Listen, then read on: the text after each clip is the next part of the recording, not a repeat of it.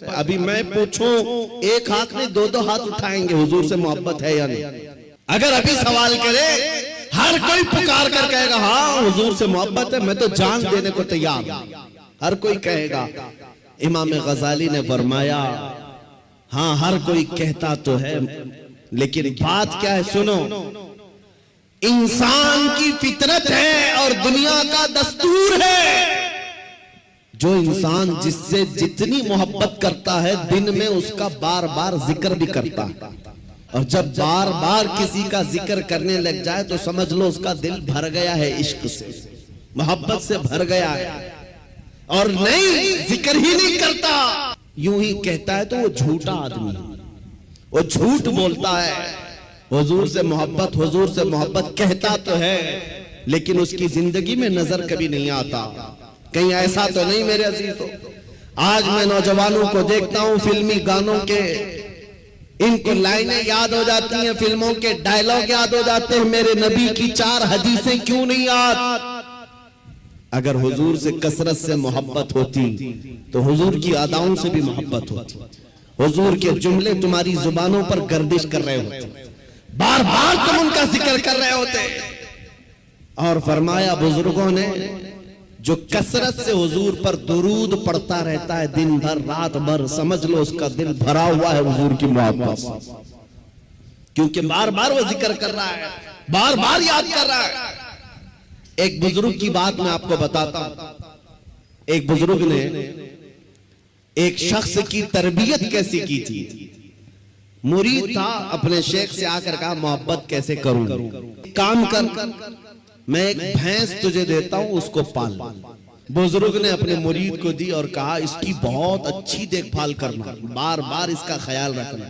कहा ठीक है, 1 महीने के बाद आना, मुलाकात करना। 1 महीने के बाद आया, हजरत ने पूछा कैसा है, क्या हाल है? कहा मैं बहुत अच्छा हूँ। तेरी भैंस कैसी है? कहा वो भी बहुत अच्छी है।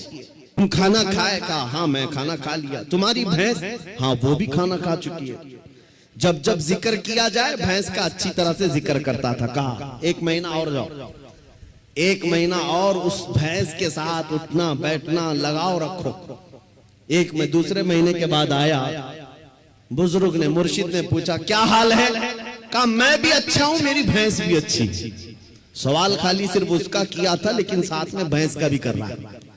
कहा तू खाना खाया? कहा मैं भी खाना खा चुका, मेरी भैंस भी खा चुकी। कहा तू नहा लिया? कहा मैं भी नहाया हूं, मेरी भैंस भी नहाई। जो जो बात करे अपने साथ अपनी भैंस का भी जिक्र। बुजुर्ग ने कहा 1 महीने और अपनी भैंस से करीब रहे, उसके बाद फिर तीसरे महीने मुलाकात करेंगे। 3 महीने गुजर गए। 3 महीने के बाद जब वो आया तो बुजुर्ग मुर्शिद ने पूछा क्या हाल है? कहा मेरी भैंस बहुत अच्छी।